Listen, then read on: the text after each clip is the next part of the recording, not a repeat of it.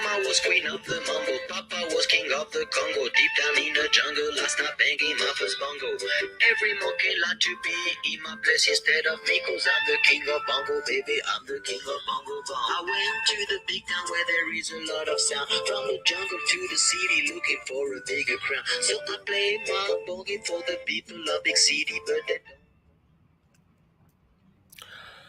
Welcome to the Spotlight Dialogue episode 21, the evening show about circular creativity, where this episode we will take this dialogue, look for cultural sustainability and the importance of the cultural dimension in local sustainable development. The dialogue will consider how cultural and creative work can contribute to place-based development and its evolution. I'm your host, Stephen Poon. Good evening to all the audience tuning in. The Spotlight Dialogue episode 21 is brought to you by the regular team of the Special Interest Group in Circular Creativity from Integrated Sustainability and Urban Creativity and Center, according as ISUC, also known as ISU, at Asia Pacific University of Technology and Innovation, APU. Our guest for today's show, Nancy Dusbury, senior researcher from Center for Social Studies CES at University of Coimbra, Portugal. For those of you who don't know, Nancy is coordinator of the transdisciplinary thematic research line, Urban Culture, Sociabilities, and Participations. And she is also a member of the European Expert Network on Culture and is an adjunct professor at Simon Fraser University and Thomson Rivers University, Canada. Her research interests include cultural mapping, cultural work in non-urban areas, culture in local sustainable development, and creative tourism development. She is principal investigator of the Horizon Europe project in situ, which is INSITU, place-based innovation of cultural and creative industry in non-urban areas. In situ culture, which is INSITUCULTURE.eu. So you can check them out from 2022 to 2026. She is also coordinator of the Creator, which is CREATOUR, Creator, which is the stand for Creative Tourism Destination Development in Small Cities and Rural Areas. Observatory at CES, Center for Social Studies, bridging research, practice, and policy in the area of the culture and tourism for local development, which builds from the research and application project Creator. which she coordinated from 2016 to 2020. Creator, which is creator.pt, so you can check them out. Luckily, Nancy is on hand to give us a local, as a quick lowdown on the topic: cultural and creative work, place-based development, and regenerative dynamics. Please welcome Dr. Nancy Dusbury. Hello, welcome. Thank you. Thank you for that. Hello, Nancy. Hello. Oh, I'm seeing you here today. So, hi, Nancy. How are you doing? Good evening from Very good. Malaysia. Still good Good morning to you evening. in Portugal. Thank you. Thank you. All fine Yeah. here. Yeah, I'm glad to see you, to have you on the show today. And you know that I try to get you from the beginning, way back, actually, because you had some personal issue and from your family. So then we on hold, and I managed to get you back. And so I re-invited you, but thankfully, so you accepted this invitation. Really, really nice to see you here. So one of the reason I'm so enthusiastic about this because I really want to have a chat with you, have a dialogue with you, especially in terms of creative and cultural and creative industry, in terms of placemaking as well. So those are the things that we like to go into the area of the discussion, which is that is a certain aspect in Malaysia we discuss about that. So I want to hear from the expert from you from another side of the world. But thank you so much, and good to see you here. So how's your day, Nancy? Because it Great. just started. Great. Because It's your just day just started. great. All fine so far. Waiting for the sun to come out, hopefully later today. Yeah, Thrilled to it's be able to be here. Thank you. Thank you very much for the how's the re-invitation. weather over there? How's the weather over there? I heard that it's quite warm, isn't it? In Mediterranean. In the Mediterranean area, I'm actually currently in the Azores Islands in the middle of the Atlantic Ocean. So it's Ah, actually that heat wave hasn't affected us. It's pretty much normal weather from what we can tell. And we've been recently alerted by the media that the weather system of the Azores is also helping to protect most of mainland Portugal from this heat wave that's hmm. taken over southern Europe. So we're very thankful for that. Um, Okay. it's more gray than I want it to be. It's a summertime, isn't it, over there? Yes, it is. Yes, Okay, I know that summer is really hot. That day, yesterday, I was looking at the sorry. weather in Italy. It's 42 degrees. It's really That's hot. crazy. It's Yeah, burning. it's really, There's a really lot of great. a lot of people staying at home. They are not going out. A friend of mine from Venice, he told me that he's not going out. Actually, just stay at home, try to stay cool. Drinking, stay in the air conditioning room. Of course, this is the all this issue of the climate change, and also how can we deal with that? There's a lot of things, a never ending discussion about that. Okay, Yes. and of course, today our topic is slightly different. It's all about which is people and placemaking, and also city and rural area and urban area. Of course, you're today more focused on the rural area because this is the area you try to tap into that. Okay, Nancy, let's set the leeway before we get into this discussion. Um, the 21st century city must be in a position to fill its own creative sustainability, placing it at the very heart of its planning for the future. The new urban agenda must extend to include principle and action which might produce new urban creativity, redesigning centers, distributing networks, regenerating areas, and pulling together the threads of the urban fabric. Against this backdrop of the constant change and understanding of how local communities are changing becomes vital, recognizing not only the role played by agents of creativity in the development of local communities, but also the commitment to this urban creativity constitute an essential factor in the evolution of communities and economic development. So, Nancy, why should we restrict ourselves to thinking that only a limited number of the profession have generated the creativity of the local communities? Yes, I think that's an issue that is slowly being chipped away, and as seen as a real limitation on our I guess, collective ability to act as a broader community, as a citizenry, that creativity and the sparks of creativity are throughout society and its members, not only in the creative class or the creative cultural and creative industries sector. And I think that broader recognition of the cultural dimensions and capabilities and perspectives of that larger citizenry or residents is really key to enabling a collective effort going forward. I think the artists and professionally trained creatives, as it were, have a special role to play in perhaps leading and guiding, and of course creating some specialized activities and initiatives.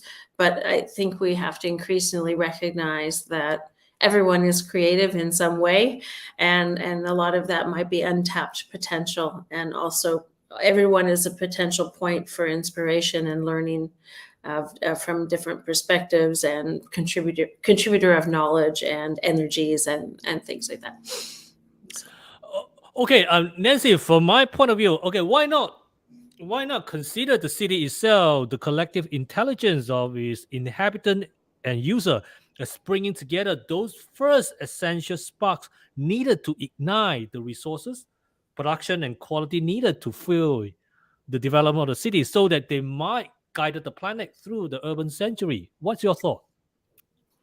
I think that the concept of collective intelligence is really interesting and really important. And I think today there seems to be a growing attention to things like local knowledge or place-based knowledge and innovation, and also public imagination. And the collective intelligence, I guess, goes alongside of all of that, embodying both what we know collectively as well as what we can do collectively, and thus is a very powerful frame for perhaps empowering this broader collectivity of individuals to work together and to think together and to co-develop this future city in a way that is responsive and recognizes and feeds from the specificities and capabilities of those who live there.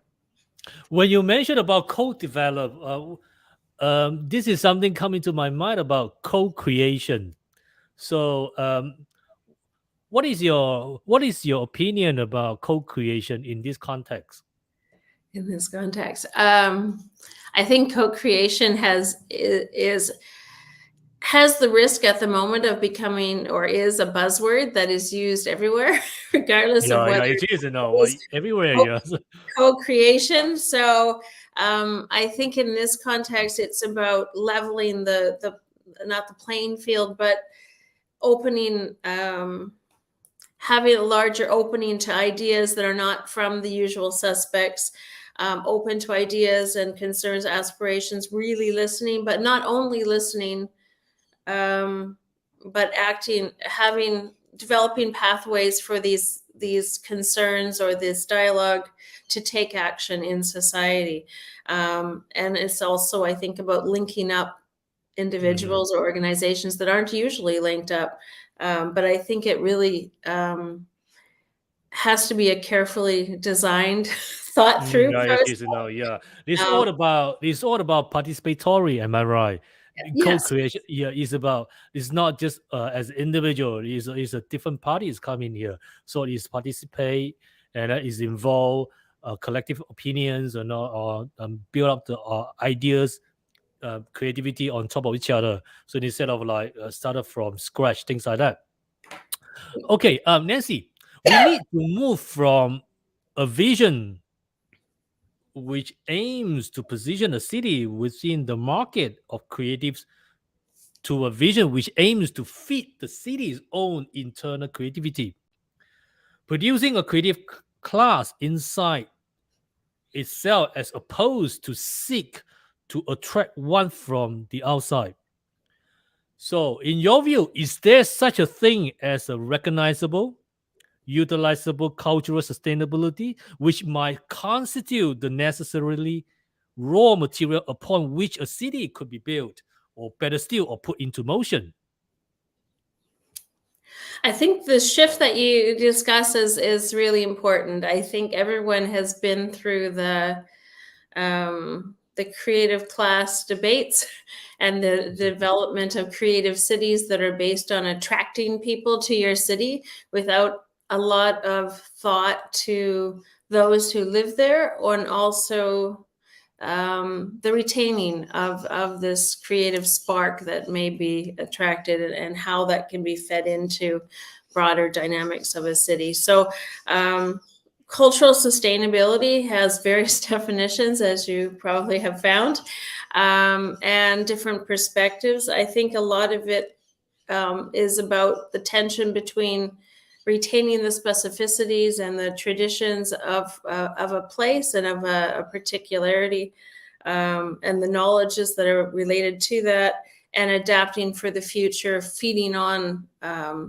those knowledges, but allowing for flexibility and adaptation. But that doesn't really help your question.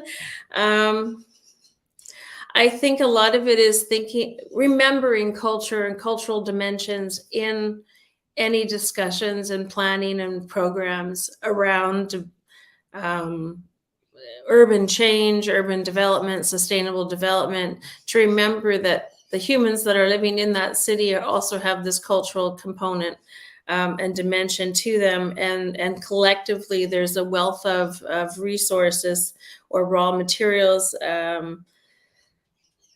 that can be the wellspring of new ideas and approaches and combinations, and also this knowledge of living in a place over time. And what comes out of that can be very powerful for the continued evolution of that city, but also for others, inspiring for others, which could also generate, I guess, this larger role for a particular place in the I guess global urban context in that way. Do you think this is the culture? This is the foundation of cultural development. Do you think so? Yeah, I think particularly increasingly there's this shift from thinking only of culture as a sector, as particularly an economic sector, or a thing that can be put in a box, and to something that increasingly recognizes the meaningfulness of a place to the people who live there, this broader conception of cultural elements and dimensions of living, of thinking, of doing, of practicing, that is also very significant. And maybe it's this idea that the world is becoming more homogenous, and that these specificities have a greater value because they are something that is distinct, that can be distinctive. And that a lot of, I guess, alongside of that, I think there's a growing recognition that the cultural stories, or the storylines of different societies and places have been too narrow, and that there's a lot of histories and stories and perspectives that have been left out of the main narrative, that are still to be mined, still to be articulated in a public way, and still to be learned. And this complexity of place can be very fruitful for new initiatives and new thinking and new development in general. Okay, Nancy, let's focus on this cultural aspect. The figure of the cultural practitioners and the creative works can be paramount in thinking through how our cities can develop, as they lie at the core of how our cultures unfold. The creative works can help us imagine, help us to think, help us beautify, and help us to be constructively critical. Our imagination combined with the creativity of others in non-artistic fields in what makes a city vibrant. So Nancy, what would be the elements of the art? What would be the elements of an art policy you would highlight of your city where you come from, and what different elements would be highlighted in a cultural policy? Would the resulting projects be different? I think an arts policy is traditionally and probably still very focused on artists or the cultural sector as defined, which have a special role and should be fostered in all communities, some sort of a sector of artistic and aesthetic development. I think in terms of a policy, I would see, I guess, four main domains or four main areas of concern. One is about participation, of access, training from children, youth to all lifelong learning opportunities. And I think this opportunity to be part of something, if you're not only a professional artist, how does the public become involved as more than just an audience member? So participation, I think, is one big aspect that, even if it's focused on a sector, has to be a concern. I think another area is infrastructure. Infrastructure for creation, for presentation, and also for sharing with the public in a public sphere, and that includes interpretation and translators, whatever. And I think relating to that, third, networking or connecting, I think, is really important in urban and in non-urban context, both within the cultural sector, which is very fragmented usually, and people don't see themselves as necessarily connected. And this realization there are others out there can be very helpful, particularly in a non-urban environment, but also this networking or connecting across sectors, as you mentioned, is something that often doesn't happen in day-to-day work of the society. Yeah, it is. And forums for exchange and this importance of learning from one another and not just looking at each other from or not just an economic thing, but this broader connectivity of the city. And I think I wrote something different. Okay. I was thinking there's an importance about enabling an artist or a creator to have that time and space to be creative, and so they don't always have to produce, but to have at the same time, there's a need to connect this artistic work or this aesthetic work or creative work with the broader society, so it's not a mystery. And I think cultural policy generally aligns quite closely with these type of areas, except that the concept of culture is broader and the players It's also cultural policy differently set based on different region. The European and the Asian is very different how they approach cultural policy. Even in Asia, right? Asia is also huge. Asia Pacific region, you can see the East Asia and the Southeast Asia is really different. And even the South Asia is also very different when they set up the which is a art policy here. Okay, let's look at your city, Nancy.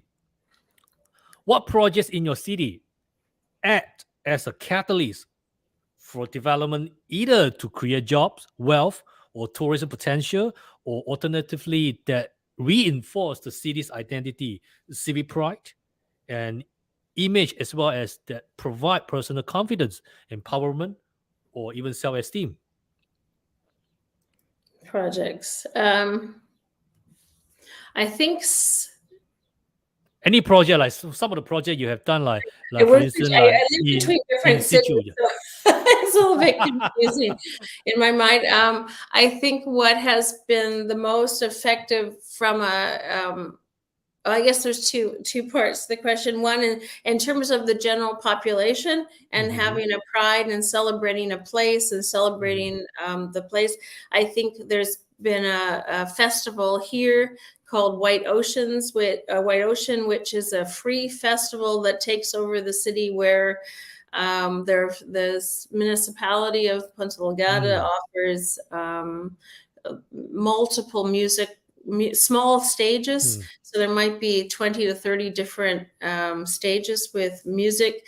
Everyone dresses in white, so the participants are the audience, and and the place is decorated with ocean themed. We're in the middle of the ocean themed sea creatures and other sort of materials, usually recycled, that evoke the ocean. And altogether, it brings out people from what we can see across like 30,000 people in a city that only has 60,000 as a population, of all ages, and visitors and locals. And it's just a time to be together. So it's nothing, but it's really nice. Yeah. It does seem to be something that reminds people of the identity, and that this is we share this space, and that we can celebrate living in this place in a perhaps somewhat active way, but one can take on more active roles in it through costumes or things like this. But that's on one side of this. But I think the other side is the support for artistic work and networks through other smaller, more artistic focused festivals and activities, which are still yet to be catalyzed in a big way to kind of bring that sector together. But I think that part is also essential for enabling quality work to take place that you can be proud of as a resident, and also that it transfers through from traditions to contemporary expressions of place. Now, that within the In Situ project that you mentioned at the beginning, the is the 6 lab areas, and so we're hoping that within that project we can advance the networking and visibility, and hopefully help to propose policy and program sort of structures that could boost the capability of this growing, small but growing, more artistic sector or cultural creative sector. It's a small urban center within a rural region, over 9 islands, and so capacity is a huge issue, and just connectedness and visibility. And so I think that area is as important as for catalyzing what could be as these more public displays of celebration. But I think both play a role. The connecting of the two still to come, but it's that's from here. So when was it actually? Is it during the summertime this happened? Oh, the festival, yes. First Saturday of August every year. August. Okay, not bad actually. It's quite warm that time. Yeah, warm here, yeah. Yeah. Okay. Nancy, what are the particular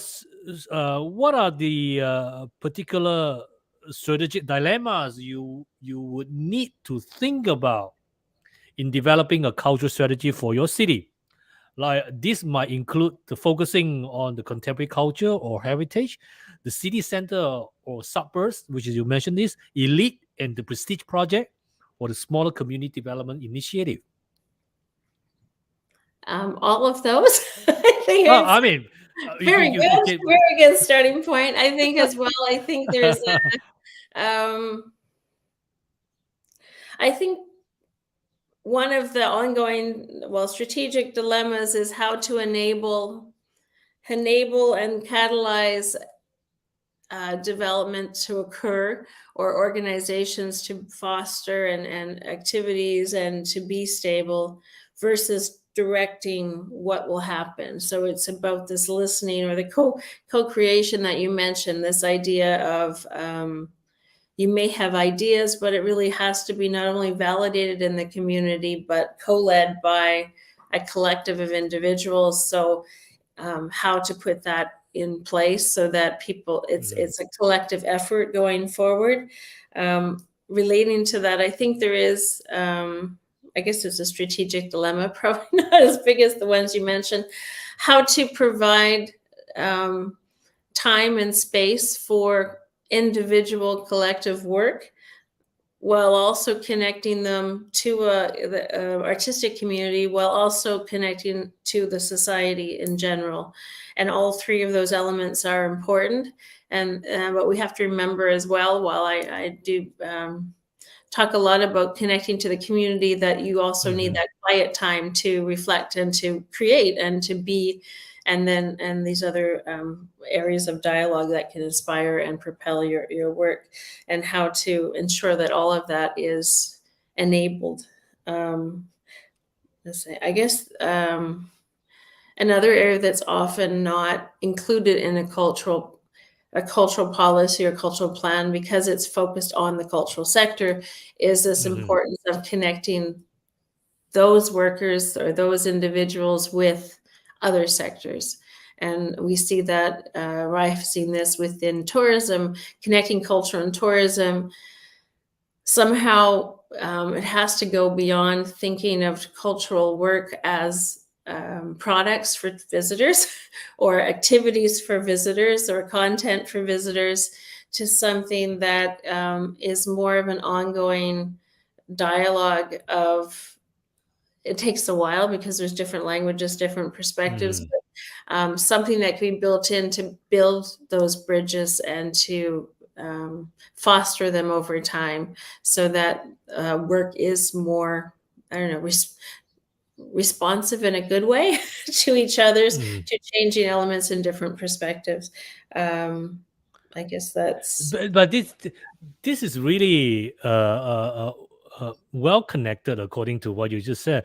It really depends on the mentality, because it's not like, probably the way how they get cultivated from the beginning, they do appreciative of what this cultural, which is a aspect, and also the practices. So you can see that it's not every places really that kind of really acknowledging those are the work. Some of the places they don't really care about that, like especially I'm not sure about, is it something to do with the cultivation um of the people, and also the whole social development is also, is it being supportive, which is by the government uh, of the region. So this is also some of the elements can be inclined to that.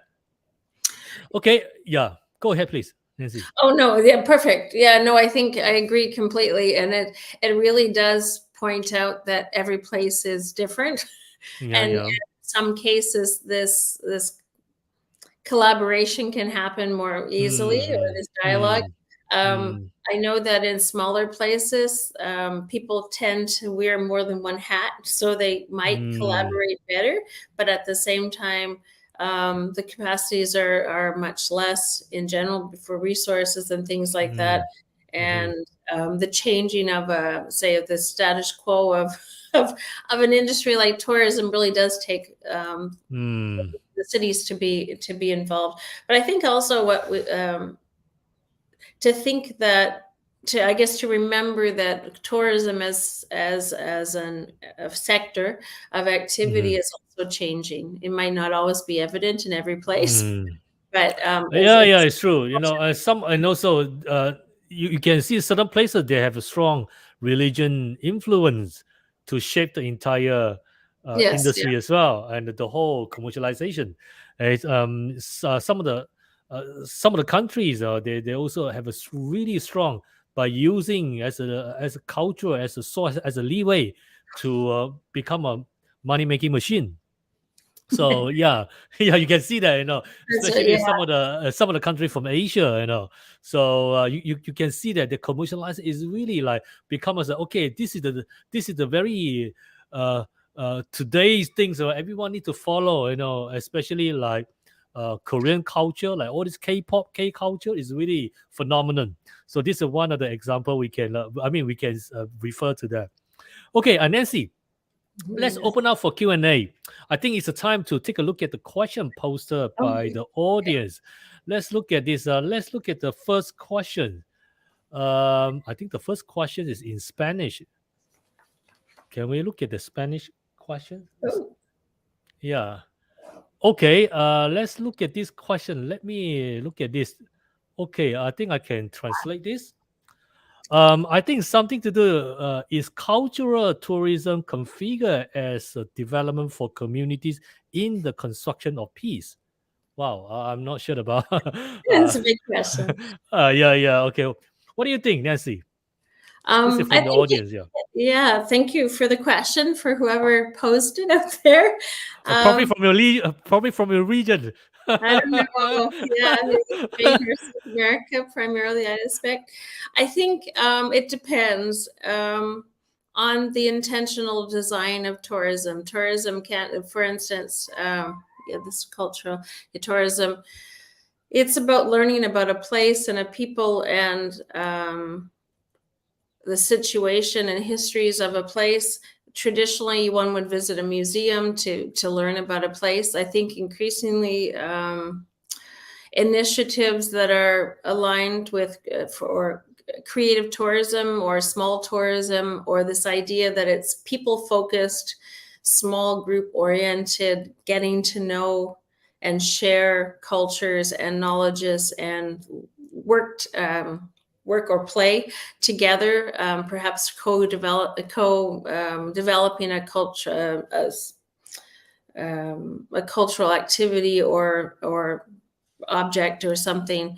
This making, collective making, is a growing force. It's still niche, but I think it's in those small pockets of connections that cultural tourism could be used as intentionally designed to bring different groups together, to allow participants to see each other as humans and to learn and to maybe cross a barrier of stereotypes or ignorance or whatever, to finally meet someone and to share the cultural traditions around something specific that starts to break down those barriers. I'm sure there are larger scale activities that could also be fit under cultural tourism, but I think the way that visitors want to connect with real people increasingly, they don't want to go to something that's been created for tourism, also reflects on general society and this desire to make connections. And in an area that needs to construct peace, one could intentionally bringing different parties, design activities that bring it together different parties and help to create those bridges. However, I'm not an expert in that, so I'm sure But there's, okay, yeah, Nancy, please. I'm gonna take this question further. This is something coming to my mind. What is the difference between before the pandemic and after the pandemic?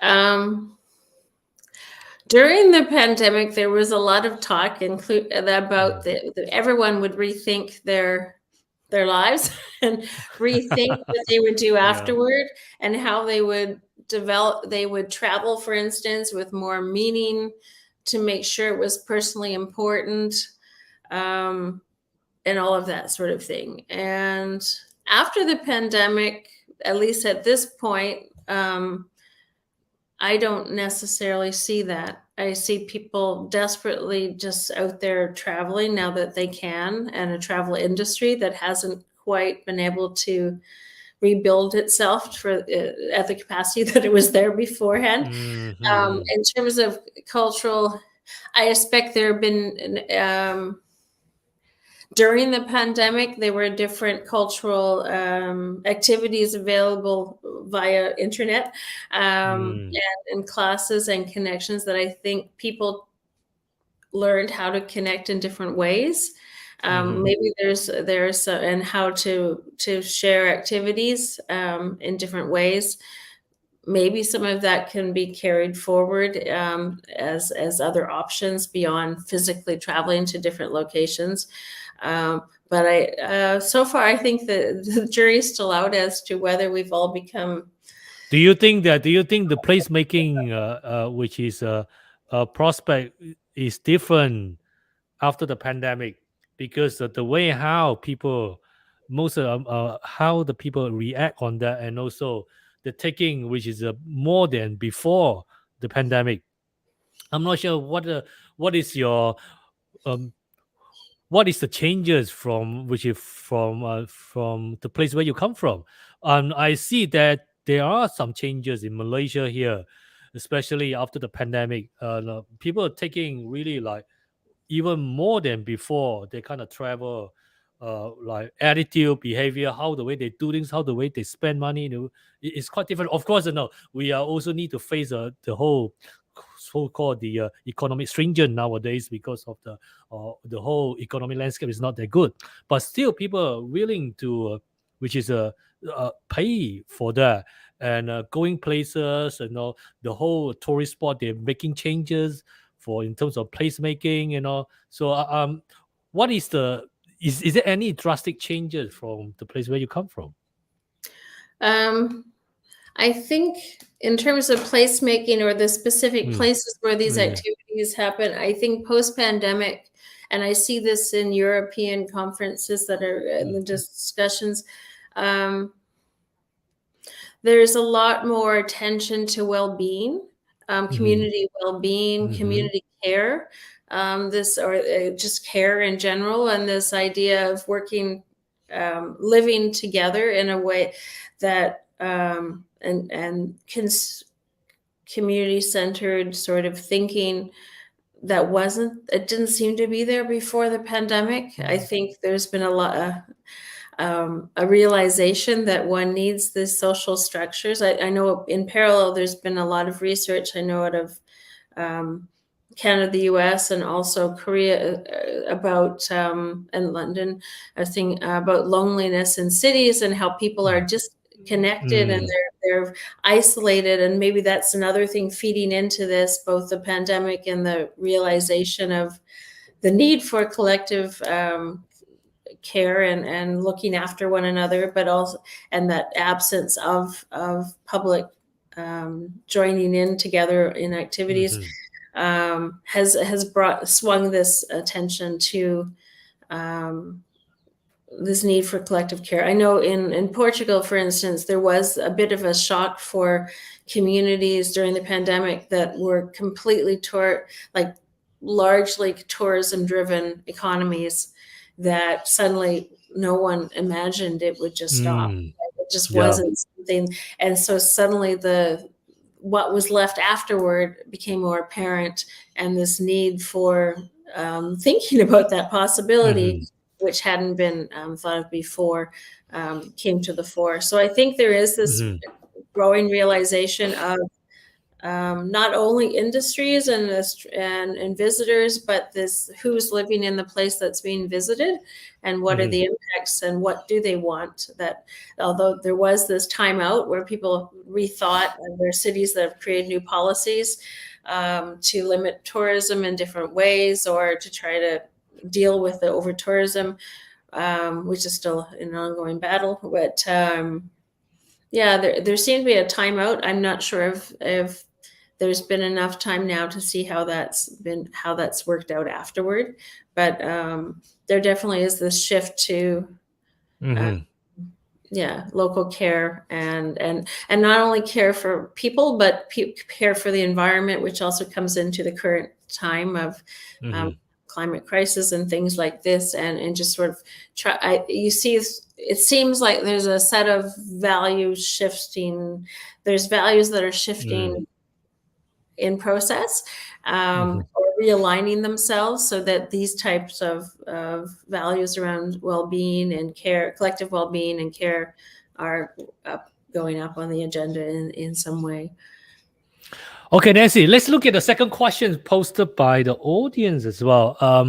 The question, what tools of measuring and supporting recognition of cultural creativity industry impact for sustainable development can you share?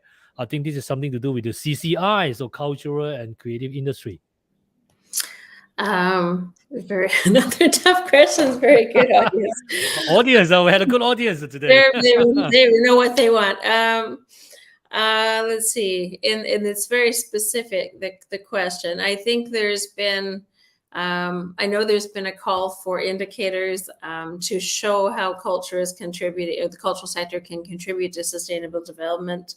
There's also this broadening of what can be under the field of cultural development, and the difficulties of documenting the impact of cultural activity in general that happens. I think there are useful building blocks. I don't think there might be, someone can correct me in the audience, an exact tool that's been developed, but I think there's some interesting building blocks.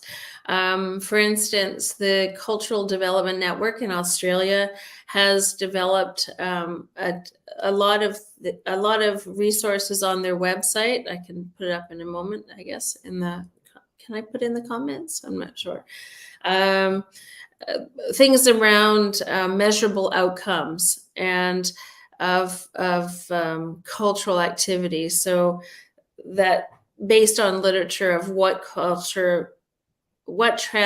impacts has cultural activities, has culture had across various spectrums: cultural, social, environmental, economic, and I guess promoting this theory of change approach, where what change you expect to see is very much explicit and from the beginning, and works back into your methodologies. So I would say that's an important building block, although they don't necessarily connect it with sustainable development. On part two of this building blocks, I think it would be, I'd point to the Culture Committee of the United Cities and Local Governments. They've been doing a lot of work to help guide cities in a self-assessment mode on how they could take action, cultural actions, that could lead to greater sustainable development of the city. There are 9 commitment areas and actions, and again, it's really directed toward municipalities looking at what are they doing, what could they do better, and self-assessing their own position. But it might be something that can be usefully applied or adapted for cultural and creative industry organizations more generally, in reflecting on how their work can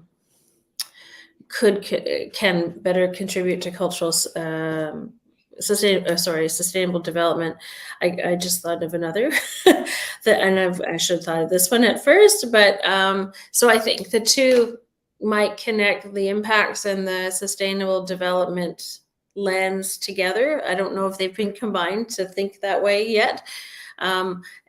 Thinking of environmental impacts of sustainable environmental dimensions, Julie's Bicycle in the UK has been is a nonprofit organization that's been leading a lot of efforts to both inform and advocate for change in the cultural industries to do with greening the operations of different industries.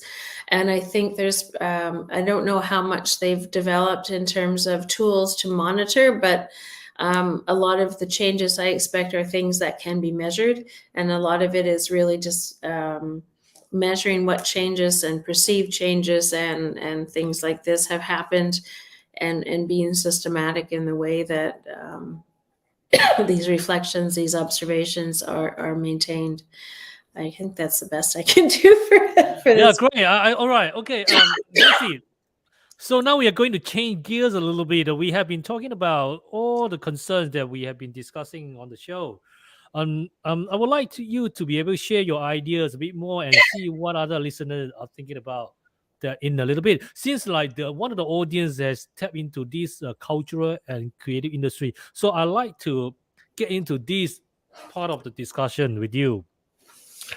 While sustainability is a much researched issue, like what you just indicated, later has been written about the role of cultural and creative industry, which is the CCIs, in the implementing sustainable development, specifically in a small city. What is the interrelation between CCI practices and the regenerative approach of sustainability. Like this can be referred to culture, tourism, and local impact in the cities.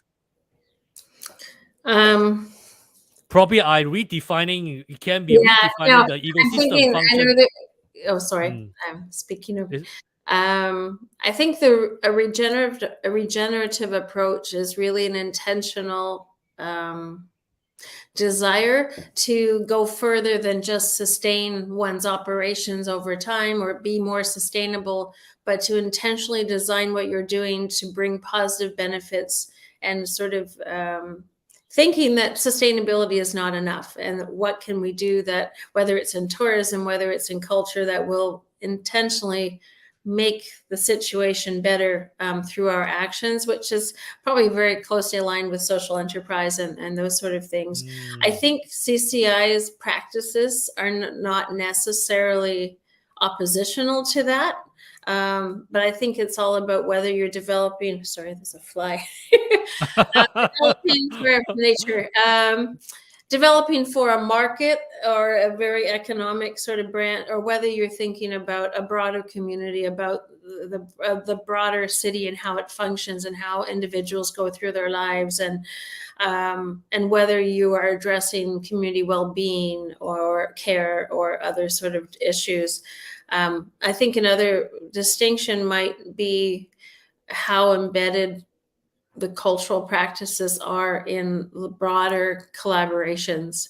And I think of whether that's and cross-sectoral or community, or how embedded is this work within the broader collective in which it is taking life and being and profound. So I think there's always potential, but it's really about thinking through the impacts of what you are doing in a way that Impact, yes. then I know from my point of view is about redefining the ecosystem functions and also environmental management and also the heritage conservation. So I think this will be the keys to which is to look at what is which is the interrelationship between the CCI practices. Okay, Nancy, what are the practices that CCIs use and which they perceive as a contribution to sustainable development? Okay. I think first of all, I should say that there's been a lot of attention on this issue in just the last few years. So there's probably much more than that on the top of my head. But I think there's been a lot of attention to greening the operations of festivals, of music industries, of how things are packaged and all, and touring, and the economic, the environmental issues related to transport. And so I think that's one aspect that I see a lot of, sort of keeping one's house in order and realigning to what is sustainable. There's a lot of attention also to the cultural and creative industries as a message or a modeling creation, a message creation industry. It is the industry, or it is the sector that puts messages and images out in society and can have a huge impact in what it says and what it promotes and what it does and models. For instance, practices at a festival, which people see, oh, you can do this without creating plastic waste, or you can different systems in a microcosm that can be tried out, and provides a space for I guess the cultural sector in general, a space for experimentation. So it could be about these different practices in a particular space and time, or it could be a project that provides a space for creatives to envision and develop an alternate way of doing something, an alternate lifestyle, an alternate sort of reality, and provide those sparks of imagination of what could be possible. And I think that's one of those important aspects of, I guess, also the cultural policy or the arts policy that is providing those spaces of pure experimentation with the idea that something incredible could come out, which could inspire something to be innovative in society, to be developed. I think another aspect that CCIs can contribute to sustainable development is to become involved in the discussions, to not only look after your own business or enterprise, but also to become more vocal in participating in whatever way, locally or internationally or anything in between, in showing that the cultural sector can play a role, that it can be part of the solutions to the issues that communities or the world is facing. And I know historically, since around 2000, there's been a lot of attention to ensuring that the cultural sector was remembered, or culture was remembered in the discussions around sustainability. And it took many years before the discourse became more than remember us too. We should be there at the table too. And move to something like, this is how we can help. This is how we're part of this, this is how we can be part of the solutions. It's still not quite there as a widely recognized part of sustainability discussion. So I really welcome this opportunity. But I think it's getting there. And I think the corner has been turned, that the cultural sector, and maybe it's the crisis moment that we are in, has realized it's more than just saying that you should be thought about and remembered, but also you have to be part of a solution. You have to be part of this societal change or this global change that has to happen within societies. At this moment, particularly, you can't sit on the sidelines and just wish that you were part of it, but somehow rethink your work so you can be part of it. In your view, what are the principles and strategies to promote well-being through non-urban CCI? Oh, super. I think the non-urban cultural creative sector has been often ignored, and I think I realize that too. Yeah, they're also so as a result, there's less attention to appropriate policy and support structures that could enable them to have the better capacity to act and to be somehow a sustainable business model or enterprise in whatever way is possible in these areas.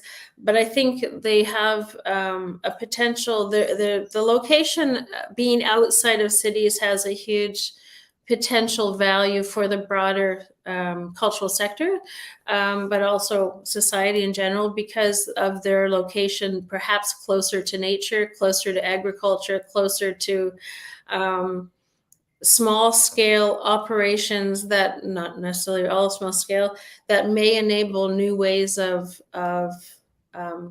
working together to occur, new spaces for experimentation. I know in some research in the past around artists that have chosen to live and work in remote areas, there's also this piece that's about non-urban spaces, providing space for reconnecting to what the essence of what they want to do, and not only chasing the urban scene and what's trendy at the moment in the big city, but also enabling this this other voice to become heard more loudly. I think they also may have a role in promoting what's coming, something called slow mobility, which is being promoted now through a project, reports that I can share you with references, and maybe you can circulate. Definitely. In Europe, where the model in the past has been lots of travel, very fast, in and out, and lots of experiences, and this is not a sustainable way of continuing. And so some colleagues have in Croatia, Cultura Nova Foundation, have done some research and across Europe, and are putting forward this idea of, okay, if that's not the way, what is an alternate model? And it might be more about spending more time connecting to communities multiple times, being more flexible and also slowing down the pace of what we thought mobility should be. I think rural areas, not to over, I don't want to sort of stereotype non-urban areas as being Mhm. peaceful all the time. Having no work, because I know it's like early here, for instance. Like there are farmers on the road at 5 a.m. off looking for. It's a full 365 days a year kind of Yeah. commitment. But I think there is a special role, perhaps, for some organizations to offer to the broader society, but also the broader cultural creative industries sector individuals located in cities, a place to go that's outside the usual rush and noise and all of this, to develop a retreat or a respite, or to renew and also reconnect or connect with others of like-mindedness. So it's not just you come and you stay, but there could be more curation involved as to who might be able to come together in a creative residency or period, to also be inspired and to nourish themselves with inputs from nature, from others, and that time and space that could be available. That could be a good balancing aspect. I know there is an issue with urban based organizations, which of course is where how they survive. There's more support, there's all this wanting to go off into the countryside to work in a small community. The cultural creators that are living in these smaller communities want more training or familiarization given to the urban transplants, to ensure that it's more of a sharing that may not have happened, and this larger urban rural connecting on a cultural level that we haven't really examined much at all. There's a lot of attention to agriculture and food systems and all of that, but perhaps there's a cultural system or ecosystem that also can be fruitfully examined and developed to connect these areas more. Wow, Nancy, Much. we can on and on non-stop. Very interesting. Yeah, we have a lot to talk about this actually. But Nancy, this is great. Thank you so much for giving us the time today from your busy schedule. I know that you travel non-stop. I couldn't get hold of you, but I managed to get hold of you, which is 2 days ago. Then we have contact each other from the beginning. I know that you were always traveling. I know, especially to Canada. I know that you have your tenure over Canada. So there's a reason you need to go there quite often.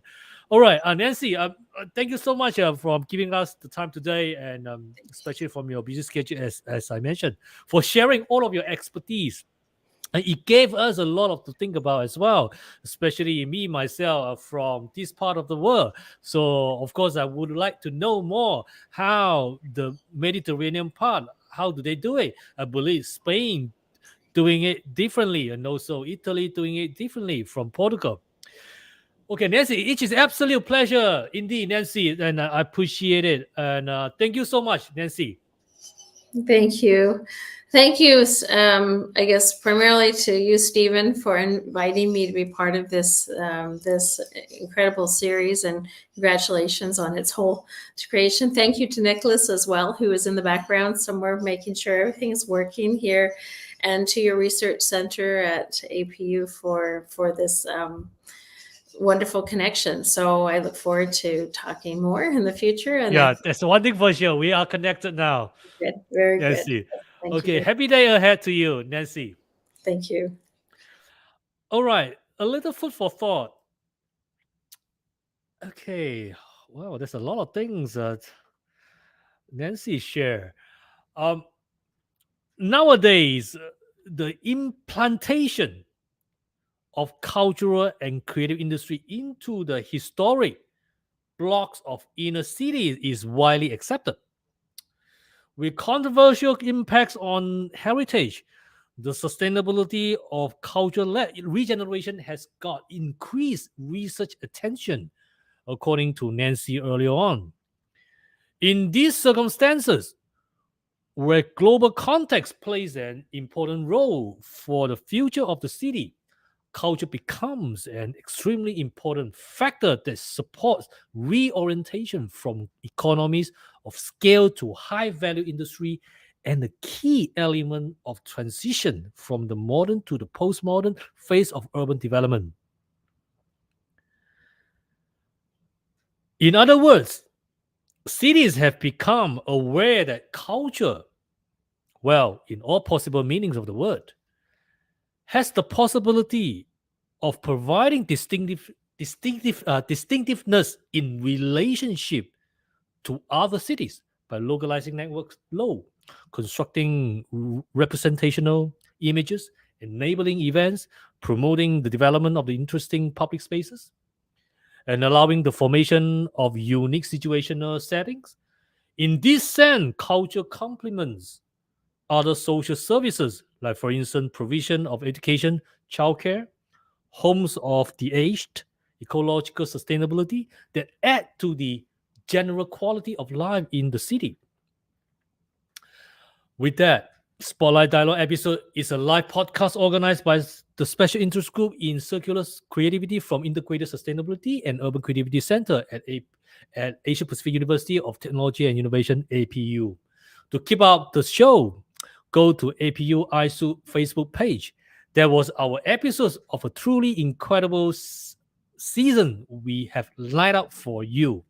So please be sure to like and follow our APU ISU Facebook and wherever you watch and listen to live podcasts to never miss an episode. If listeners are curious to know more about us or find more information, please drop me a line. Email address has indicated on the right top corner of the screen. Thanks for tuning in. Till then, take care and each other. Happy evening.